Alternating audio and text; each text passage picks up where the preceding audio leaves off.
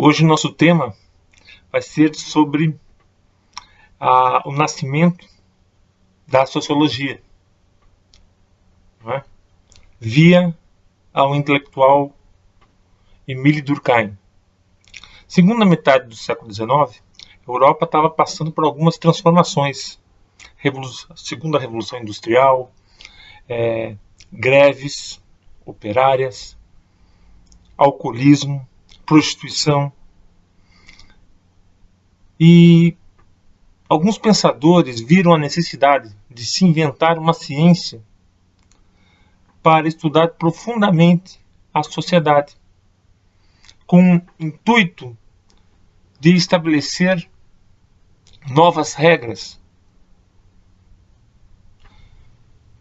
à medida que se encarava que aquela fase ali era uma fase de anomia, falta de normas.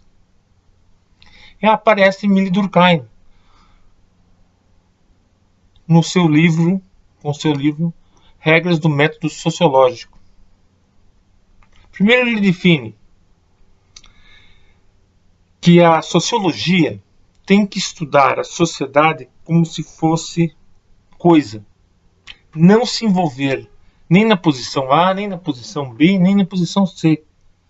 Ter um distanciamento como se fosse um organismo biológico. Você não vai ficar a favor de um fígado, a favor de um baço. Você vai tentar curá-lo. Daí ele fala uma outra questão. Nós vamos estudar. Agora, para estudar, temos que saber exatamente o que nós vamos estudar. E ele define. A sociologia estuda o fato social. Fato social. Ele coloca 3 pontinhos aí.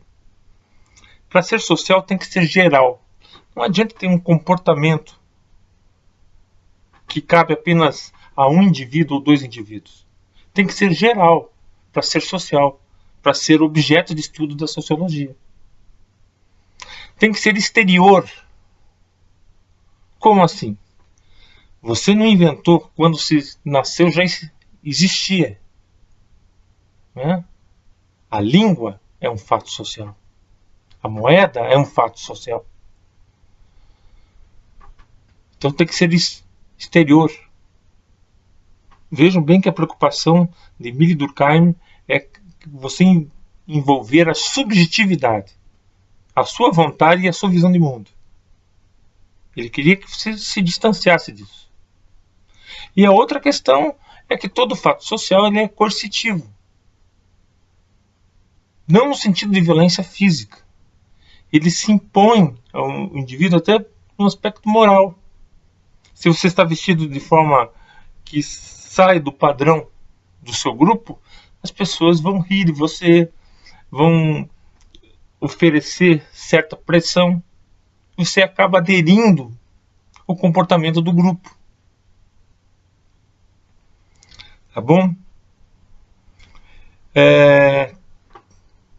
Tem uma outra questão que ele vai trabalhar no livro Divisão Social do Trabalho, que ele diz o seguinte: nas sociedades primitivas ou mais arcaicas, onde que todos os indivíduos são iguais aos outros em ideias e comportamentos, você tem uma forma de cooperação, solidariedade mecânica que se impõe ao indivíduo através de uma consciência coletiva, que é o que é compartilhado pelos indivíduos, né, no que diz respeito a crenças, valores, ideais, e você não tem um comportamento diferenciado.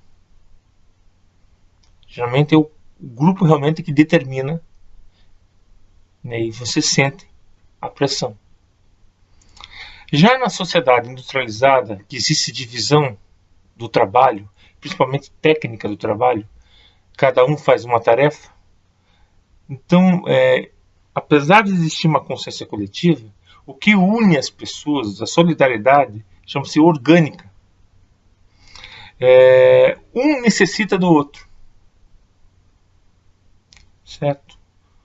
Cada função necessita de uma outra função.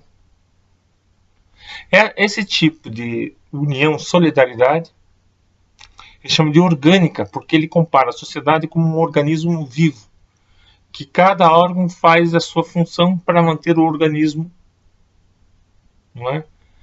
Sobrevivente.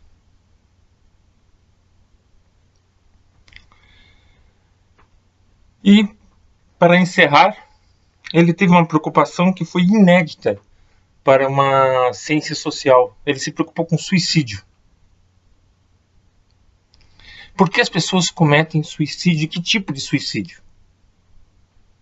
Tem o suicídio egoísta, que a pessoa vai se isolando do grupo e se sente sozinha e desamparada e acaba dando fim à sua vida.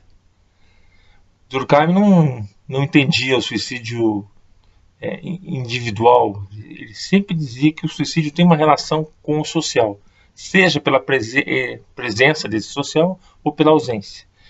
Em relação à ausência, ele identificou também o suicídio anômico, quando você tem completa falta de normas. Vamos imaginar um cara que é muito rico e perde tudo. As normas que serviam para ele não têm mais serventia. E ele se vê desamparado.